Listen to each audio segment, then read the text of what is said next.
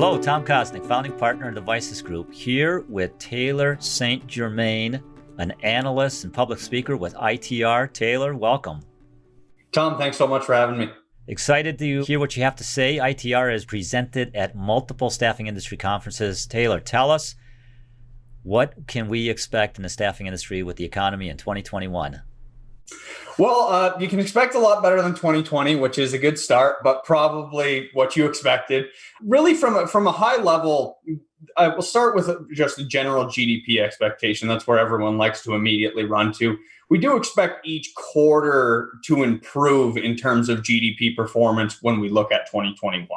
So the year continuing to improve, especially with the back half of 2021 being rather robust. And as we move deeper into 2021 and approach 2022, getting back to some of those previous record high GDP levels that we experienced in 2019. So it's really improvement from this point forward. I know there's still concerns as it relates to COVID-19, but when we look at the data and the economic leading indicators, it points to a much stronger 2021. So a positive outlook from a GDP standpoint in terms of growth rates for next year. So also very positive on the heavy industrial side. We know oil and gas and in some of those sections of the economy were hit particularly hard, not just by COVID, but by some international price conflicts. We expect oil prices to return to a level that's more profitable for the oil and gas segment of our economy, which will drive the industrials. So it's really, regardless of the US benchmark that you're looking at, we are expecting to see general improvement next year. One big area that's going to be a winner of 2021 is expected to be the housing market.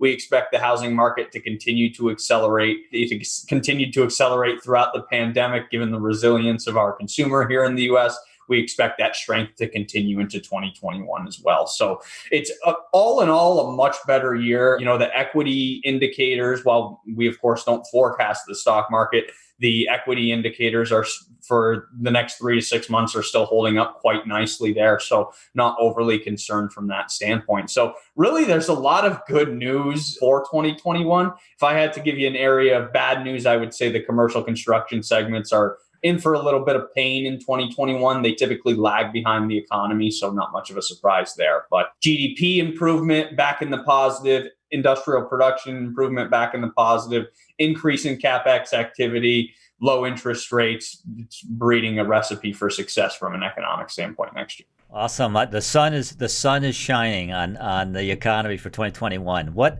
Taylor, what one piece of wisdom would you like to leave with our listeners today?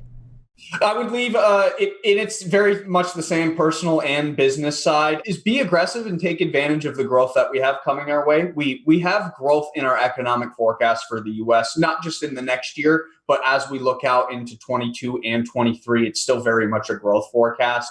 Buy that home, acquire that business, buy some new equipment, take advantage of the low interest rates, and be aggressive during this time, because we are really at the low point of a cycle and have years of growth ahead of us. So don't let that growth fall to the wayside because of cautions or concerns that you have. It's pretty overwhelming in terms of the support of some pretty strong years out of the US economy. So be aggressive and take advantage of it.